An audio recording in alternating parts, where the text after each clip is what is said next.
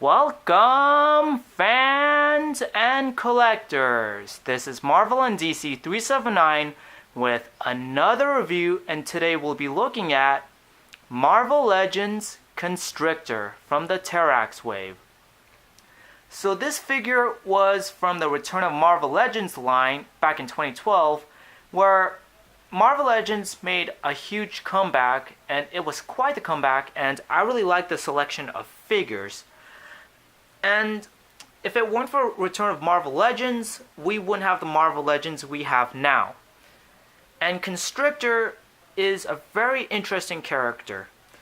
His real name is Frank Payne, and he was a S.H.I.E.L.D. agent. On one mission, he went in disguise as a supervillain known as Constrictor. However, he did have a nervous breakdown, he went insane, and became an actual supervillain ever since. And he does kind of remind me of another villain, Scorpion, the Spider-Man villain, because just like Mac Gargan, Frank Payne was just a normal guy just doing his job until he went insane and became an actual villain. So enough of that, let's begin. I really like his costume, the consistent color scheme. It's mainly two colors, but it just works so well.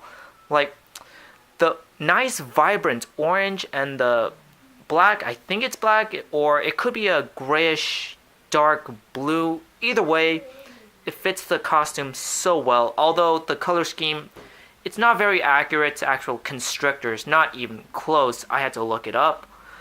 And I absolutely love the segmented detail, like the little lines you see across his body for the orange bits. I really like that. Makes it even more reptilian. And here's the head sculpt.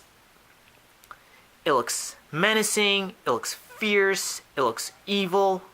I just love it so much. There's white eyes, and there goes the color scheme again for his mask. And what I really like the most are his teeth and his gums. Like, it's just nicely detailed and painted.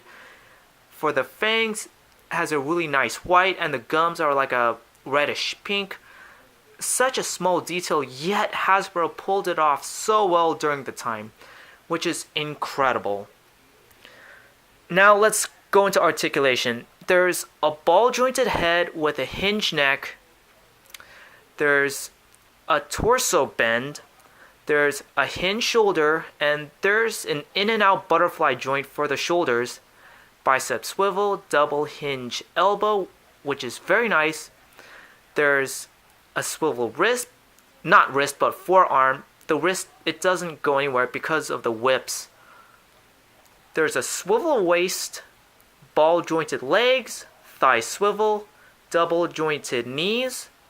There's a calf swivel, a hinge angle, but no pivot side to side. But that's okay because this guy's articulation is absolutely incredible. Just absolutely fantastic. So for accessories, he does come from the Terrax wave. So he does come with a piece, the torso, and the little pamphlet for the older Marvel Legends. From 2012 to, I don't know when it ended. I know the Iron Man wave with Ironmonger Build-A-Figure had some of these pamphlets. But I really like these. I really like how it shows you how to assemble the figure. And some of the artwork, like Silver Surfer right there and Terrax. I really do like that. Whether these count as accessories or not, I'm still going to count them for simplicity for my review. His main weapon, the whips. And just like with the costume, I really like the sculpted detail for the whips. Makes it even more snake-like, very serpent-like. And here's the best part. They are bendable plastic. Just imagine the poses you can pull off with this guy. Or just imagine the playability. I could imagine so many kids having fun messing with these. The only downside is that you can't have them hold in a pose, in a permanent position, but otherwise I do appreciate it. I really like it. And it's really cool that he came with bendable whips. That is just a really cool feature. And for size comparison, here he is with my favorite hero, Spidey. And he looks just a tad bit shorter, but it's mostly because how his neck is. It looks a little hunched. But otherwise, he's like the average size Marvel Legends figure. So if his neck was a lot more straight, I think they would be the same exact size, in theory at least. So my final thoughts, well, with so little, there's a lot of things I like about this figure. Like, I like the detail, the whips, and the articulation, and I absolutely love the mouth detail for the head sculpt.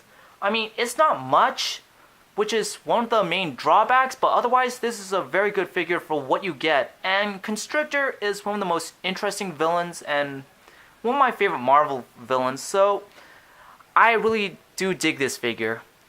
So, thank you for watching, everybody. I'll see you in the next. So until then, Excelsior, true believers.